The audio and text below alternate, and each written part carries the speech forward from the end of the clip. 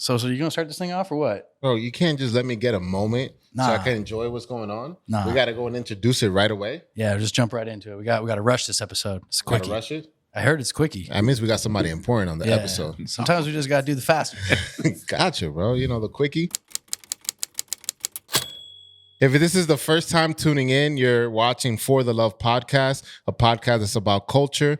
It starts in the barbershop and we broadcast it out to the world. If you don't know how this works, please like, comment, and subscribe because that goes a long way. Today we have a very, very, very, very, very special guest. You guys got that? All right. Bunch of varies. A lot of varies. It's a bad news reunion. Wow. Damn. Ooh. The one. That's why I'm wearing this hat. To my left, we got the one and only one half of the Curses, the co-host for the Love podcast. We got Pretty Boy Johnny right here, a.k.a. Johnny K. I like Pretty Boy In Johnny. the middle, we got the man, the myth, the legend, Mr. The GOAT. Wow. Tall Cooperman. Tallest guy. I was like, no, man. Wow. Ain't got the clap. The clap. Woo! And then we got I Don't Stumble on the Mic No More, Drix. I don't stumble. No. Or was it I'm funny on the mic now? Yeah. I'm funny on the Funny. mic now. Hey, say something funny. Jose Sosa. Oh, El Monstro. El Monstro. Yeah, that shit always funny to me. Anyways, so with our guests, usually we would just let them do an elevator pitch. You Yeah, gonna let's get elevator that. pitch I it? don't want to do no. Come on, just give us a little Just a short and little thing. sweet. What Just do you give us want? like a Just who give us are you? like the tall, like if you had to tell I someone don't about tell yourself. anybody. I don't know. I'm not That's trying perfect. to pump That's myself enough, I up. guess, right? I guess you got to do it then. All right. You want me to do it or you I want to mean, do it? I don't care. I'm just not gonna. I'm definitely not gonna be doing it myself. He gave you a lot of variants yeah, to like, begin with. Let me. What floor Hey, are we on? We're gonna What elevator? Like, are we on the roof? And how many floors are we going down? how about this? We sprinkle some of it along the way. Sure, go ahead. I think it's also very important. You know, Matt was telling me how we should start this podcast. And it was like, how did you meet Tall? Because a lot of people know Tall, but not many people can kind of like pinpoint where they met him or what's the connection, right? So for the first time I met Tall, I was cutting his hair. It was probably like 8, 9, maybe 10 years About ago. 9 years ago, yeah. He didn't talk to me, and I have his phone number. Yeah. His wife booked his appointments for him, and he just came in, was on the phone the whole time, and left, right? And it was like until like maybe 3 or 4 haircuts, we started kind of like talking to each other. I was like, this guy's pretty cool. And it came full circle for me because back in New York, when I had long hair, I had this blog that was called Food, Clothes, and Tattoos. And I used to sneak into this thing called Agenda with fake press passes. And when I started talking to him, I was like, no fucking way, bro. That was you? And that was kind of like the biggest interview I had to date was Jeff Staple, and he only granted the interview to us that day, and we were not legit at all. So it was kind of like shocking that we got to interview him. So then, Tall was like, yeah, that was me and my homies. I was like, what do you mean that was like you and your homies? And he goes, oh, yeah, my brother owns it. And I was like, oh, like Agenda? And he was like, yeah. And then, he subtly drops these things, but that's kind of like how I met Tall. And then over the years, we just built a relationship on the beauty of barbering, which is dependability, reliability. Barbers are therapists. Correct. Oh, Man, pissed it's off. hard. They're just hard. I'm for You it. just- It's like I just contradicted myself, but I'm going to go with it. you just sit in a chair with somebody you don't know. You just start telling them all your problems. It was crazy to me that, Tall would fly in from California to get a haircut. And at that time, he hadn't started working for this. Can I say where you were at? Yeah. Okay. He hadn't started working for this little casino called It was Drix. Drix. Yeah, not the casino. So I was like, oh, cool. I could go out.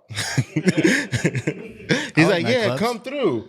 And it was like him waiting for me in the front. And I was like, what are you doing here? He's like, oh, I'm going to walk you in so you don't got to wait. And it was totally new to me that, the guest list and like there's GA and all this shit. And I was like, what are all these people doing outside? And they're like, oh, they can't come in yet. And I'm like, so what are you doing here? And he's like, I kind of run this place. In my head, that's what I heard. He didn't say that, but that's kind of how it started. Bro, I saw you at the GA line the other day. What's a GA line? What's going on right there? What's the GA line? Yeah. Because Tall works somewhere else. He's not at Drix no more. Right? Man, I think you like kind of jumped in. I was going to let Tall explain that story because I think maybe Tall had a little bit more maybe to tell about how he connected with you.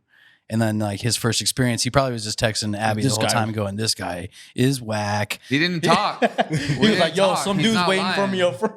We didn't talk. He just like I came in, you know. So it was like a 5-minute I would interaction. fly from here to go back home to get haircuts. And then because the Big same cheater. girl's been cutting my hair since high school. Okay. So I trust her. I trust her so much. You know, she's like a sister to me. And Abby was like, there's a couple guys at, you know, Hakkasan at the time that were getting haircuts. And she's like, they get just the way you like it. And I was like, no. I got to go all the way back. I'm like, and she's like, it doesn't make sense, you know? And I was like, she's like, just go one time. And I went, I didn't really talk to Sosa. And I was like, hey, nice to meet you. He was playing cool. I was playing cool. And then third or fourth time, like he said, you know, we started talking and then we brought up the agenda thing, you know, and I was like, yeah, that's my best friend. And, you know, I ran marketing or, you know, whatever the fuck I did, you know. Blew it up, right? Blew it up. So were you getting like weekly haircuts then or was this like more Not like, yet. I think it was like every other week or every 3 weeks. He didn't trust me in the beginning. Yeah. I you- didn't. I would still fly back. I'd Yeah. get a haircut and I'd be like, still Shout gotta out. go back. Don't shout out touch your the barber top. from LA. Her name's Veronica. She's still one of my dearest friends. And she's married to my good friend, Pat. So Out in LA. in LA, yeah. West But Hollywood. No, Agora Hills, where I grew up. okay. Nice. Did you book him or did Abby book did. him? Abby booked him for sure. I don't Telling even. you, we didn't like literally legit. He came in, he sat down, Yeah. and he's like, "Cut my hair," and I was like, "How?" He was like, "I don't know." Yeah. And I was like, "All right, all right." Because let's funny figure story, this out. full story is like Tall introduced me to you as well, right? Right. Like, and I saw Tall got a crispy fade one day, and I was like, "Where'd you get that?" And he's like, "I got this guy, but it's kind of expensive." And I'm like, "I don't mind," you know. And I went there, and I remember talking to you, and then I think the first day I was like fanboying hard. I'm like, "I know Tal Cooperman. Hello, I know Tal Cooperman. Hello? Are you open? Hello? So Hello." you're from the Bay. He's from LA. You guys bump heads. Ain't no way you guys just let that shit slide. I don't care for sports that much. No, so no, like, no. The we culture. don't like. We Culture. don't like. He cultures me on sports. Be I like, think, yo, like, you gotta like this you team. ever, Be like, like- I love this I team. just- That's a funny. That's a hell of a funny story, though. It's like I always like to tell this one. I told it on the pod once or twice, our other pod. And Tall came into work one day. I was the graphic designer for the Drays, and Tall came in as the new. I guess he was my boss. He came in and he was just like wearing this totally non-Tall. If you see how Tall's dressed, this is how Tall dresses pretty much every day. All black. Tall came in with wearing like this dress shirt, and he was wearing this little like he had like a floral like Herschel briefcase and this old school That's like Kellen. white MacBook Yeah. laptop, super old school like Yeah. laptop. As soon as he pulled that out, All I was the like, files who, are in- I was like, were who in is that. this guy? You know, and he was just like. At first, I was like, I don't know if we're gonna click, right? And then that night, they had like this event for all the workers, employees to go up and like have like a little social hour. And I remember for some reason, like while I was walking out, Tall was like, I saw him like across the room. He was kind of like looking at me, and I like looked at him. We caught eyes, and he kind of like gave me like a nod, and I was like, okay, that was weird. I don't know if he thinks I'm getting too loose. Am I getting too loose? You know?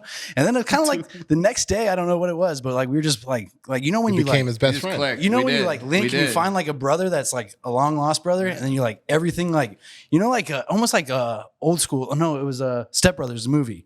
You know when they like repeat the same Yeah. lines and then they look at each other and they go, "Did we just become best Yeah. friends?" Yeah. That was like the same thing. Like Tall and I, for some reason, have like a very innate sense of like remembering lines from movies, or Oh, yeah. have like very like he's 3 years older than I am, and we won't drop ages, but like I think we're very like on the same I'm keel. old as shit. Yeah, same like older but youngers, but like grew up in this really kind of like fast paced environment, but yet have like this really like photographic memory. So when Yeah. you meet someone that has like a similar memory like you, it's kind of like, and also like same kind of sense. And I was like really flabbergasted, and same like you, like I would like say something Tall, like, "Oh, yo, you like this graffiti artist?" And be like, "I know that guy," and he'd be like, "Oh man, you know this brand?" He goes, "I know the owner of that brand," and you just be like, Subtly drop it. "Well, who are you then?" Wait, hold on. You know? I've known Drix since second grade. We don't finish each other's sentences, bro. Because Drix don't like you. Shit. No, but I'm sure you guys have like, you know, you think like what Drinks would think in a sense, and you know how he would like vibe if you had to Yeah. like pick his next chess move. Like I feel like some people you vibe with enough that you can kind of like mimic Well, yeah, I feel like how they're going to that's- maneuver. I mean, the closest people that I have in my life, I feel like it's those people that like it just happened. You know, it was like it was like a random moment. It just happened. You're like, cool, bro. Like, I fuck with you. Yeah. Let's do it. Especially in Vegas, like there's those nights where at the bar, at the club, and you just like link up real quick, Yep. and you're like, "Yo, we're friends. We have the same Did we interests." just become best Yeah, friends? same thing. Looking back and thinking back of the pictures that you would post in Dre's and kind of like the vibe that was there, it looked like you were just like almost carefree at that moment, Yeah. right? What would you say would be your biggest takeaway from those years of your life with Dre's? Well, Victor Dre is still like my mentor, right? So it's like he's still someone. That's the owner of Dre's, by the way, yeah, guys. he is the owner of Dre's. I mean, he found Excess. He created Excess, created Trist, nightclubs in Vegas. Dre's After Hours. He did Weekend at Bernie's. You know, that was his movies. Lady in Red, I think. I mean, his story. I mean, you Google Victor Dre and go back to like the 80s and 90s in LA. It's but he's always been there for me like a father figure. Brian Affronte, one of the owners of Dre's, he's been a mentor to me for 15 plus years. They just kind of let me do what I do. Brian and Victor were like, hey, we want some help with marketing. It was before Dustin, Victor's kid, got out of college, before he like fully took over with Brian. And they're all family to me. So like, we just need some help. You know, we don't have the budgets for the big DJs. You know, we're kind of going the hip hop route. I would say that Dre's was also there at like the perfect time. You know, it was right about like, it was just when people were like, listen, EDMs has been around forever. It's not going anywhere. It's going to be here forever. I think it was just the perfect time that Dre's had Travis Scott, The Weeknd, Future, you know, even the old school guys like Fabulous and T.I., you know, and it was just like, I also brought like some parties like the Agenda party, where it was just like Agenda plus Travis Scott is just like, you know, crazy. Agenda versus Migos was fucking nuts, you know. It was more like Brian's like, do what you do, but do it here at Dre's. And it was great. I think it was 9 months, Matt, I was there, you know, right? Yeah. Something like Little that. Less or more. Yeah. You know, I've been at Dre's since I was 21. You know, like literally, like I've been going to Dre's After Hours since I was 21. It's kind of crazy when you look at how short the time was, but the impact. It was, yeah. But like I said, it wasn't just me. It was like all of us there at the right time. And Victor kind of letting me and Matt, you know, do what we do. And that's what I'm saying too, is like, sometimes when you get into the creative world, is you can't really measure what it would be, like what it would cost. And for me, the measurements on impact, and I looked at going to Dre's. I didn't look at going to Dre's. I looked at going to hang out with you. Yeah, of course. Like, and I'm pretty sure I'm not the only one that thought that, right? Yeah. So like to the point where people probably thought that it was your club. Yeah, right? I wish. And because the way it carried itself, you know, and it says something too how timeless it is. Because no matter what happens, I mean, Excess was made how many years ago, and it's still like relevant. Like, I think it's more than 15. I think 17 even. Like, and the design of that, the design of Dre's, you know, Excess to me till this day, and Victor designed it, so it's like doesn't matter who works there now or who's running it. Victor Dre designed the most beautiful club in the world is Excess. Like he designed that club for no DJs. If you walk down the stairs from the entrance to the left where the sound booth is now, that's where the DJ used to be. They used to just be hidden. Like he would hide it because you'd walk into the most beautiful club, you know? And you being at Dre's, at 21 years old, do you feel like that kind of launched you off to be? Nah, I've been going to nightclubs since I was 15 years old. I'm sure you kind of knew them before you started working with them. So I've known Victor's entire squad, and it's been through chapters of squads. I've known all of them. I've seen some of them completely get out of nightlife, and some of them are still in it. And there's no clowning it. It's nightlife in Vegas is way different than nightlife anywhere in the world. It's like a real job, you know. Because there is a nightlife in LA. So yeah, but nightlife's in LA, like clubs are like 6 months, and then it's like next. What's the next club? What do we get? I've seen some clubs be like 8 different nightclubs because people's attention span just runs out, especially with the new generation. I have a 26-year-old brother, and man, like I can't get his attention for 10 minutes. You know, so it's crazy. Hey, Tav, can you call me? I'm still waiting. Tav, he's still waiting for that call. And so, like, speaking of that, he's like mad into the social media world. And you're kind of on the first like wave of the social media. Yeah. You're like, I guess, early Twitters, Facebook days. early Instagrams, and I know you brought that to the Dre's life and your personal life as well. And do you think, how did you kind of see that first wave coming in the social media realm? Because we had Perez on last week, and he was kind of in I a think similar vein. MySpace was like the first thing that I thought was very interesting. I was more like, damn, you get to tell people what you're doing, and there's called followers, and like they follow you, and you can get messages out there for them. So I think Aaron and I, my best friend, like I think we used that to a lot of things for a lot of things of just getting information out there. You know, brands they started getting a following. Then you had like your Tila Tequilas of the world, and she was friends with, you know, like we all had, we were Top friends with eights. her, but that's what I'm saying. Like, you know, she taught me a lot, you know, of like how that world worked as far as like, I would say she's one of the, besides Paris, obviously, and the fame, like she's like one of the first like influencers out there. And was she like in the scene in LA before she was even famous? Tila, famous? Yeah, of course. She, Yeah, like, so Tila people already knew who she was. Yeah, everyone knew who Tila was. Man, that's another name drop right there. Just like that, like Casual. pull out of the word. I haven't seen Tila in 20 years. What was that you show know? called? Shot of Love or something like that? Yeah. Yeah. Yeah, that was like dude, I haven't seen Johnny it. That was signed years up. after. Johnny was a reject. Johnny signed up as a 13-year-old kid, ready to meet Tila Tequila. sent a No, picture in and everything. everyone had it on their, Yeah, on their 100%, MySpace. 100%. Everyone It had it on their MySpace. Telemundo. Yeah. See how you took care of everybody that walked in, right? Do you think that's part of like your upbringing? Because Yeah. you're the oldest brother, Yeah. and you're like a father figure to your younger brothers. Do you think that played a part? Because I don't think a lot of people know how, you know, vital and how much of a father figure you are to your two brothers. Yeah, I mean, I raised my two brothers. You know, my dad was in and out of jail. I kind of left home really early. Tav, I fully raised. You know, Tom left home early too and did his own thing. But we stuck together. It's been us three, you know, for as far back as we can remember. So, but I always taught them, you know, and I opened the gates for both of them. You know, that I do know as far as like, here's the key. You guys can go. I did all the work for you, type of Foundation. thing. But Tav and Tom took it to just a whole different level. You think if they were to make like a movie of your life, that they would like, when would they start to introduce your dot connecting ability? Because I guess like if we had to give an elevator pitch, short and sweet, tall as a dot connector, and he's used that to be a man of many hats in his career so far. But I think dot connecting is one of the ones you're most well known for, right? 16. So more in like the high school realm. Yeah, high school for sure. So that's when you started feeling like, hey, I got a friend that's got a friend, and Yeah, they should meet each other. on a lower level scale of like artists and things like that, you know, clothing brands, you know, because that's when I started at like age 15, 16 in the clothing industry. Just kind of as like a product place guy, kind of not even.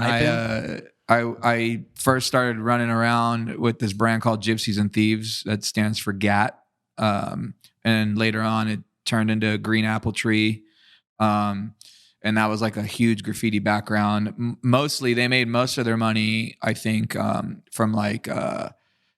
those like raver pants, you know, like the Jinko yeah, like the jeans? Jinko. Jinko was across the street or like over the road. That's a hoop on it. Yeah, all that. But like massive, like Carry a hammer not on like you. Dickie or Ben Davis type of baggy, like gangster shit, but like super like bell bottom-ish, Bell-bottom, right? But like a new generation of bell bottom, and they made crazy money because for a while, me growing up, there was a store before Zoomies or PacSun. There was Miller's Outpost. Oh, I remember For- Miller's you remember? Outpost. So like there was that.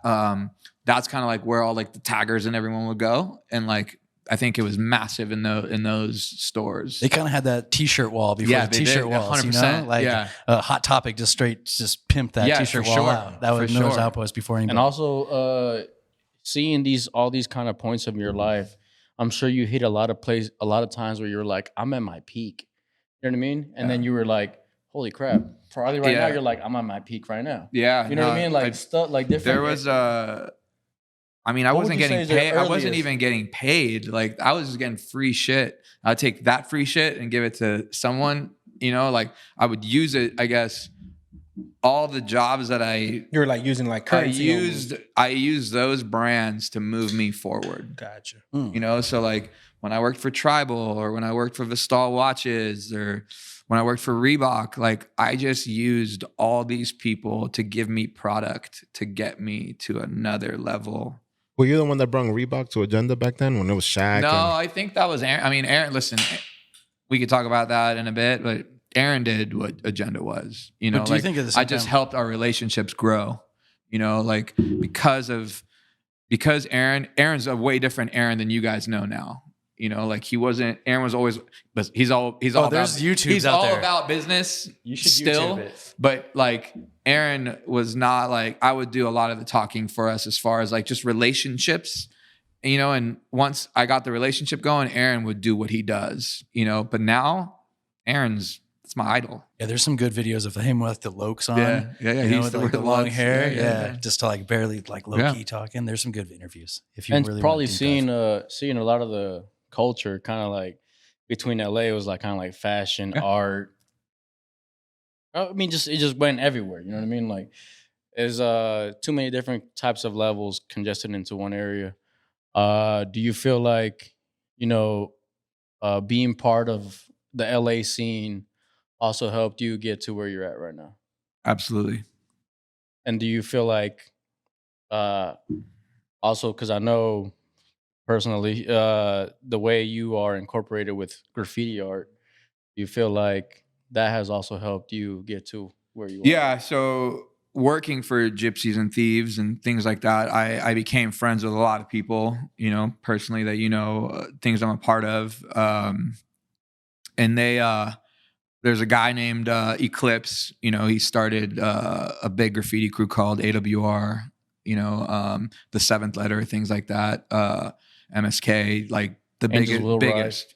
Yeah, you know, the biggest. And he took me under his wing, like a father figure. Like he literally became like my dad. I've known the man since I was 15 years old. I still talk to him, you know, a couple times a week. He's always there for me. He's always there for my family.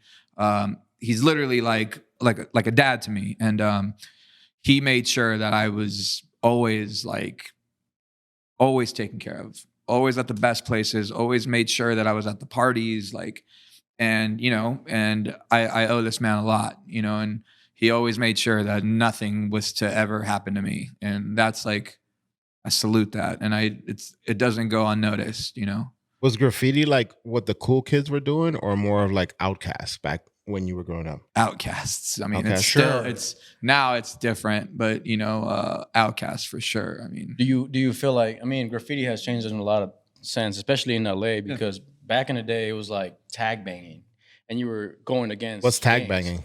Tag banging is whenever you were tagging and like, but crossing some hood out and then like putting your hood and you were banging your crew as if it was a I didn't gang. know about all this. Because Tag it was banging. just, it was just part of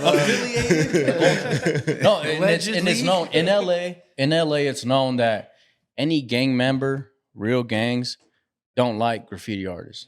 It's green light on any graffiti artist. If you see a graffiti dude, that way you have green lights right in front of me. you got green lighted. What does green so light mean? Green light means that you better start praying right now because you about to get smoked, my boy. To which God? To which God, someone that will get Whichever you off God the you green believe light, in, bro. The Hindu. But God. that was a big thing in LA, is because it was battery. It was That like was a battery. little before. That was way before my. I mean, that was 90s. You know, When did you start getting involved into like the graffiti culture? 97, 96. Yeah, The year I was born. yeah, 96. Yeah, Been doing it for 28 years old. That's the first time I ever went to like the Venice Pavilion and like saw like a bunch of people that are like. Which Venice Pavilion is It's gone wall? now. It's the wall where it used to Well, be now free. it's just one wall. Yeah, but it it's just used to one be little- like a full like park of walls. You know. It was crazy. That's the thing. Yeah. That area has changed a lot. Yeah. And I feel like even with the skate park being there and them knocking all that, it's, There was no Definitely skate changed park a lot. when Yeah. the pavilion was. there were around. still skaters there, but Yes, there wasn't no 100%. skate park. 100%. I think Drix hit on something like super key. Like you did all that in LA then, and today, do you think with like all the how social media is and the internet, like a kid could do it in Ohio, like the kind of life you lived, or do you have to kind of like go to the I feel like ecosystem? life in Ohio is different than life in LA, though. That's two Yeah, different. I Well, I'm agree. just saying, You like, just could you compare could social you be media a dog things. connector and a guy of many faces and culture, no. and be a mover and shaker No. in Ohio, No, like no, just no, kind of no. like, you have to kind of go to the ecosystem. I think the you culture. gotta go to like a culture spot, right? Like New York, Chicago, Atlanta, LA, things like that. Ohio. My wife's from Ohio, bro, and They're doing some crazy stuff in Ohio right now. You know, So Cleveland. yeah. What do you see like similar from like growing up in LA and then moving? How long you been in Vegas for? I think almost 9 years. What- Yeah, what- about what 9 would- years. What would you say is like similar? Nothing. Nothing No. at all. No. So what do you think like when you transition? How are you? Because it seems like I moved out here because of my girl. That was it. I didn't move out here for anything else. If my girl didn't save me, I'd still be in LA. I love like- LA. I'll be LA till the day I die. I feel like a lot of Las Vegas and just like a new city. Go back to the 30s, it wasn't even the city that it is now. But I feel like Las Vegas always kind of incorporated that LA culture to Las Vegas. Mm. You know what I mean? Like rather than picking up culture from New York. You know what I mean? Like when Jose came out here from New York, I was like, it was just like, you know what? He just had a different way of being, like the way he talked, the way he walked. Everything's just different from the East Coast to the West Coast. And I feel like Vegas kind of always incorporated LA. Yeah, You know I what think it's mean? like 10 months difference, right? Like everything that's popping in LA, like in 10 months, it's gonna be popping in Vegas. It's just has this like It was like a kind cloud. of it kind of like shift over like. They just do it on steroids here. The in money, the club scene, yeah. But even like in the fashion, I think Everything. like the trendiness and everything you see, like even like how people live and thrive and just ball out. It's kind of like you watch it on Instagram, and then in 10 months, you like see it in. well, in it's really person. weird too, because like how Drix said, like you're SoCal and then you're North Cal, and that just one state, it's completely different. I think it's how like- how people Oh, yeah, dress, yeah. how people talk. So like, I mean, I think Vegas is like almost like a microcosm of the United States. It's a melting pot of everybody. Super transient. That's why you see like everything here. Whenever you go to LA, everybody calls each other like, "What's up, Dick?" And it's just a normal. What? Yeah, that's do? the thing. No that's one the says thing. that in Never heard LA. That's Wow. the thing. What That's the part thing. of What's LA, up, though? Dick? Yeah. Everybody's What's like, "Yo, up, Dick." Yeah, that's No. the thing. And okay, No, so where's Vegas, the fact check on that? Hold up! No. Fact check. Vegas is not fact check that. it's not a melting pot though, because I don't think come so? from a melting pot. No, I don't You think can- there's you- a good culture in Vegas yet, but I Yeah, think it's getting there. we can create it, but like, so like for example, when you talk about Hispanics, right? How many Hispanics can you name that you know or probably grew up with? Probably say Mexican, Salvadorian, Tall, Honduran, Mexican. That's it. right? Yeah. But then you didn't even name like 10% of them. So imagine going to school with every nation's represented. Like imagine in your class you have somebody almost from every part of the world. Oh, like in California, that's more like how Or the New same, York. or in New York. I don't think California. I think California is a little more segregated. I think since New York is a little more on top of each other, right? Because like it's only 27 square miles, New York City, where LA is massive, right? So like you got everybody more on top of each other. But in my class, I had in a group of like 40 or 30 kids, there was probably 20 different ethnicities. Yeah. That to me is more of a Do melting you think pot. though in like New York City though, because of how tight it is and how condensed everybody is though, that like everyone kind of lives the same, and like to see like the exact opposite as to like almost in LA, you can just like hop, skip, and a jump and be in like Hollywood or Beverly Hills. You can almost see it. Like in San Francisco, you can just hit Nob Hill in like 5 minutes and be in like seeing like $1 million Completely different. mansions. Yeah. Like where like in New York, you almost have to like kind of like trek a little distance. Like you can actually be in like a section of New York, like almost like let's say like East, East or New York, a Brooklyn. little more, you know, like homely and neighborhood oriented, right? This is the Hasn't craziest. been gentrified yet. Yeah, this is the craziest part about New York, that if you haven't lived there, I don't even know if you're gonna like understand what I'm saying. But every neighborhood smelled different and felt different. Like when you walk to a neighborhood, like you can kind of tell where you're at by how you felt. And like the seasons, like you didn't even need to know like what seasons it was. It's crazy, but like you can tell, like every neighborhood had their own like signature scent. How quick was it from like the low to the rich? Was it quick? Like a hop skippy? Because that's kind of how I feel. You what's going on over here? RD said, "Queens." Just disco town. I wonder what Yeah. Bronx smell like. Yeah. They were pretty close. Like, you know, I lived in when I was in Brooklyn, they called it South Slope and Park Slope, which is probably like, so 20 blocks is 1 mile, but it was maybe 10 blocks away. So you had like Spike Lee lived in Park Slope. and I lived in South Slope, but we lived in completely different areas. But it was like right there, Okay. But you still saw like the whip and like the luxury of life kind of like blow by. Every you now can and then. definitely see. So like the only difference when you have a lot of brownstones is like where I lived, a lot of people lived in the brownstone. Where someone like Spike Lee lived, he only lived in the brownstone. Yeah. But it was the okay. same brownstone. The only difference is how many people lived inside. Oh. I just feel like New York's a different. They kind of share same similarities. I get it, bro. You think New York is better? No. I think I'm a West Coast New guy. York better than California? But think about it. Like, Yeah. LA has fashion. New York has fashion. LA has art. New York has art. It's kind of like bump heads. It's always been that West Coast, East Coast. My Honestly, favorite- personally, I think the West Coast is the best coast. There you go. I'm there sorry, you go, Jose. bro. You were born in Queens. But I feel like it's all evolved and it's all changed and if it's kind of connected together. And I feel like even with art, it's connected in a different way. Like New York art is different from Philly art. You know what I mean? As well as Bay Area art was different from LA art and Seattle and all that included. I think it was like New York is a lot more cutthroat from like looking outside in. I feel like LA was a little bit more inclusive in how people may have collaborated. I'm not 100% sure. In New York, you had to be good, but then you had to like beat out everybody else. It's depending on what kind of art you're talking about. That's at least the way. I think Like getting LA up is art. always respected, or the West Coast, in a sense, is always respected essences of the East Coast. Like, I think if you go to like Martha Cooper or original graffiti, like Subways, like people love that shit. Like All City, like that shit kind of comes from like a place, right? And we kind of took it and we make it our own, just like anybody should. Like the Like South Tupac? takes the hip hop music and they make it their own down there, and you can't understand what they're saying. But like everywhere has an ability to kind of like gravitate towards something they like and just take a little piece. And I feel like the West Coast does a lot of that with New York, and like, pulls pieces and then they kind of make it their own. And then like it almost like they almost make in a just a little biased percentage, like not just LA but West Coast makes it better in a sense. I mean, I don't know about that. And I mean, it just different. It just differs because then you got Germany graffiti. You know No, what I but mean? here, you got Tokyo graffiti, like Japan, yeah, or- Japanese graffiti, or Spain or something It's like just that. Yeah, it's crazy. worldwide. Yeah, Like, those people. What do you think that?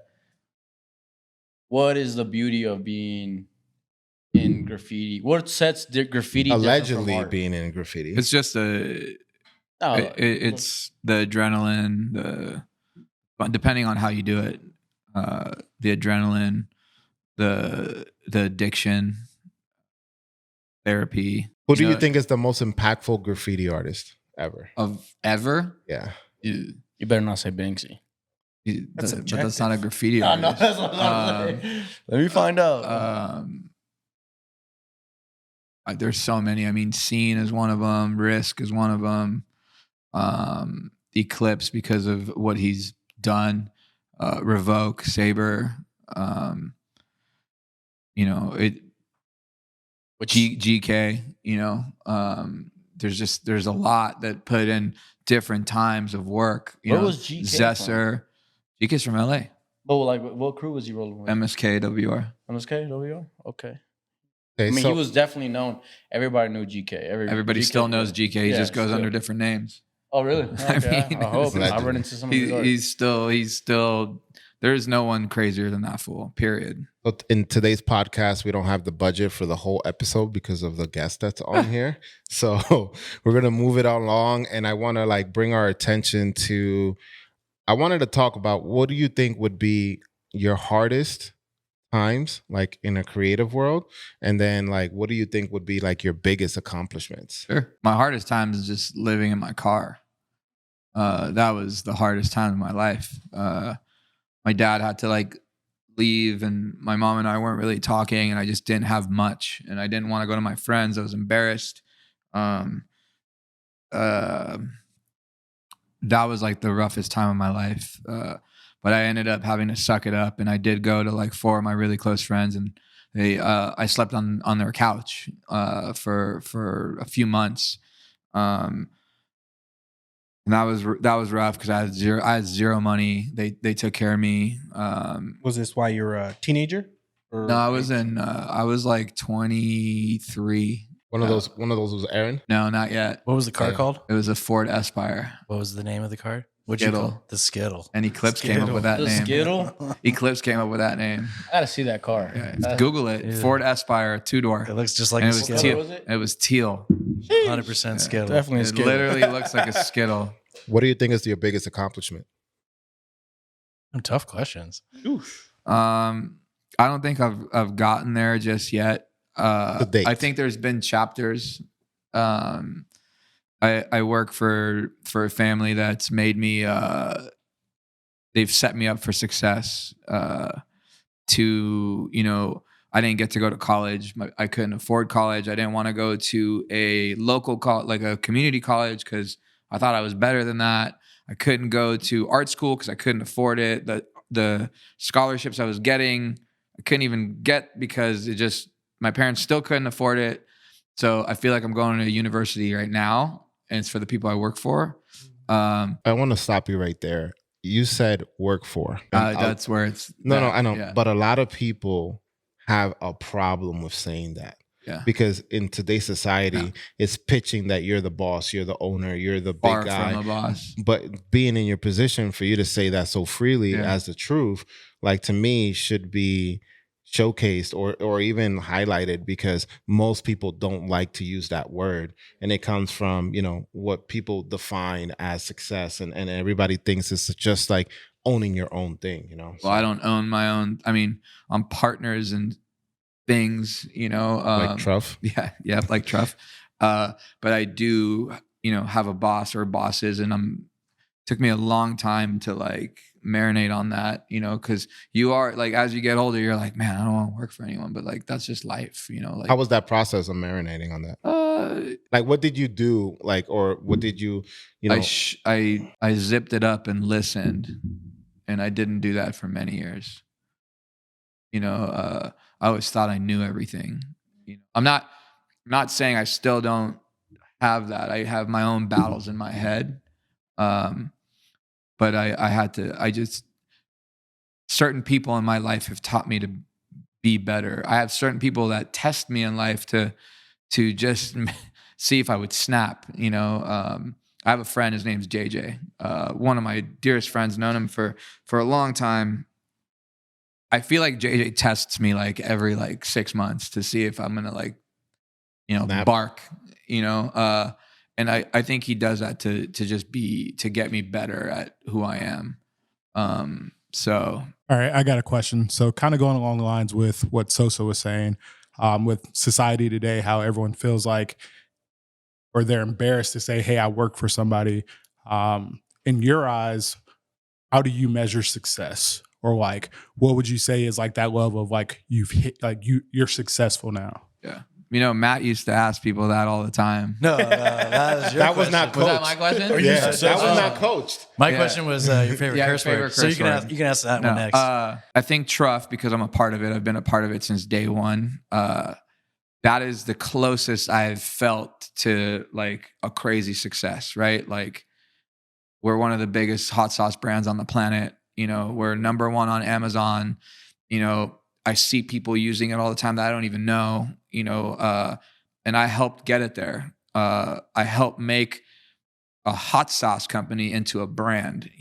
Think Beats by Dre. That's what we think of as Truff. When people are like, I'm seeing it in Neiman Marcus, or like, it's like, yeah, because we're a brand. Like, you could put me in Costco and put me next to Beats by Dre, and we'll sell a lot of hot sauce in that aisle. That's not food, because we look at ourselves as a brand, not just a food, right? Again, working for the guys I work for, a few projects that I've been a part of have felt like home runs to me. Some of them have been massive strikeouts, but it's helped me to get better. I cried about it. I hated it. I was embarrassed, especially in this city. Vegas is like Us Weekly. People just like to fucking chirp, but they won't talk. They won't say it to your face. But there are some people in this town that will take the time to just be like, you were cocky. You were, you thought you knew it all, and I was, me and my team that I had, like, we learned as we went, and like I said, I didn't get to go to college, and, a few of my first projects were you know, that was my university, that was my college, those were my courses that I was like, I don't wish that stress on anyone. Also, seeing you with your team build up Truff to where it's at, would you consider yourself an influencer? I don't know. I feel like I have influence on the crew I've been around or the people I've met. I've never really asked anyone for anything. So saying like, hey, try my hot sauce. If you like it, post about it. Yeah. That went a fucking long way. You never told us that. Because I don't think just love it. Listen, we send With it. an X. If you post it, great. Thank you. You know? I don't think influencer, but I want to say kingmaker. Sure. I think that's more fitting because, I mean, I want to say it, and I say this to you all the time, but the biggest names that I've gotten to cut has been because of you. And you have this thing that you tell me all the time, and it's like, Sos, because like you would say, hey, I'm going to go to here. I'm like, bro, let me know if they need a haircut. And you'd be like, you think I don't speak for you? Yeah. And then I didn't, in the beginning, I was like, okay, what does that even mean? And then as the time went by, I was like, dude, that's like the highest honor for me is that someone's speaking in the room. But, you know, I would attribute, I want to say 75, 80% of the bigger names or the bigger projects that I've been on because of you. Like literally because of you. To me, that's a kingmaker. And I'm your barber, but imagine along the line, right? Yeah. How many other people have you put in that position without credit, without needing the justification of like, I did this for you. I don't ever ask for credit. You know, if people want to remember that I helped them out, great. And I think that there's a lot of people that I've helped out that don't forget, you know, and they've been there for me for a lot of things. But I just want to interject Really before I quick. say- go ahead. So But don't change the topic. I'm just saying, if Jose gets a blue check mark, that means that he's paying $15.99. But I don't know if I don't know. you can get it for $11.99 now. All I'm saying, You know, wait. I know you you've can been a blue deny check that. mark for a minute. Hold on. You know you can deny it. No, you can get $11.99. Before- Just pay no, for it. My no. boy, my boy been a blue check mark for a cool minute, for a couple 3 years. How does it make you feel that you're gonna start seeing people who paying $15? I don't care about it. I really don't. And I actually like. You're gonna know who's faking the fun. But That's I not don't- faking I don't- the funk, I don't though. answer No, DMs that's to people cool. I don't know. I don't, you know, like I'm 41. Like, I don't give a fuck. Like To pivot on how Tall said, like how 38. That's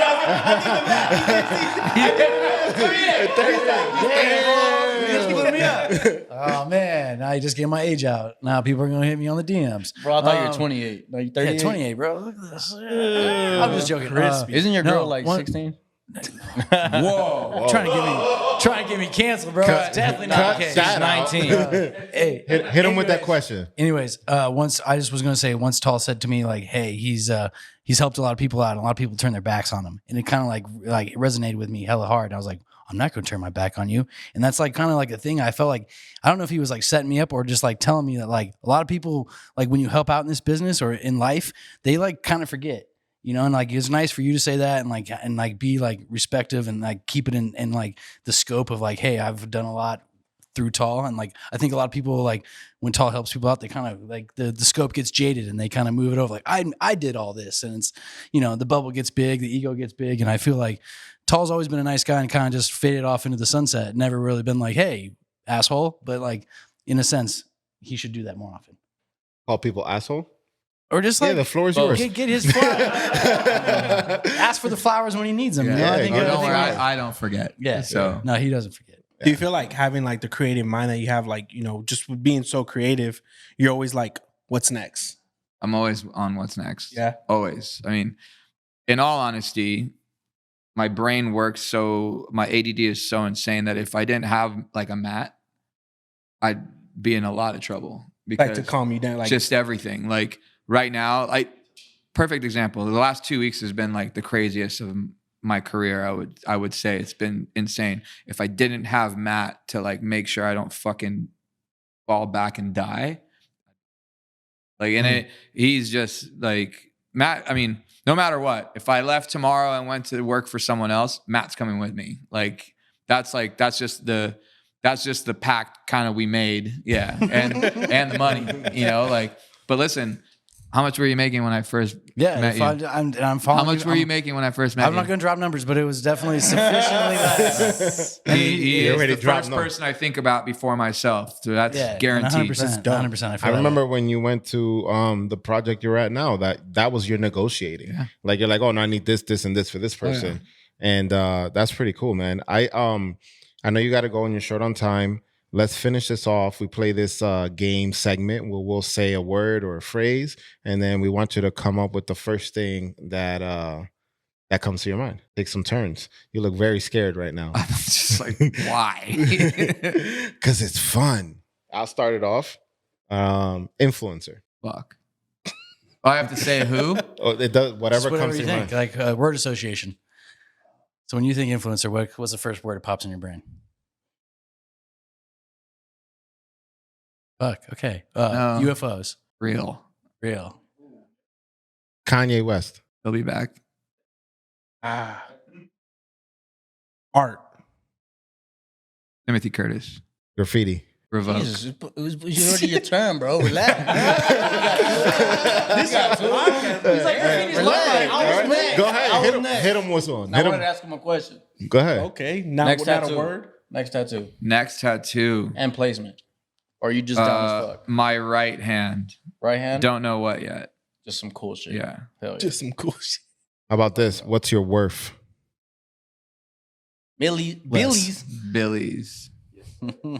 That's a double Google it. edged. Yeah. I know what you did there. Thank you so much for being on the podcast, man. Chapter 2. Chapter 2. Yeah, we'll This- bring you back Yeah. for a longer, Drix got to go more piss. relaxed. Yeah. I do gotta go piss. Yeah, this is the shortest one. Now we don't have to That's leave. it. I was like, man, No, I got it. I hope we wrap this up quick. I had a wife thing. Yeah. Wife thing, flight. Yeah. To be Life. continued. Yeah. To be continued. All To be guys. I need you to continued. know what a wife feels like. Hey, like, No. comment, and subscribe. Thank you guys for tuning in. We appreciate Thank you. Peace, love, and happiness. He's like,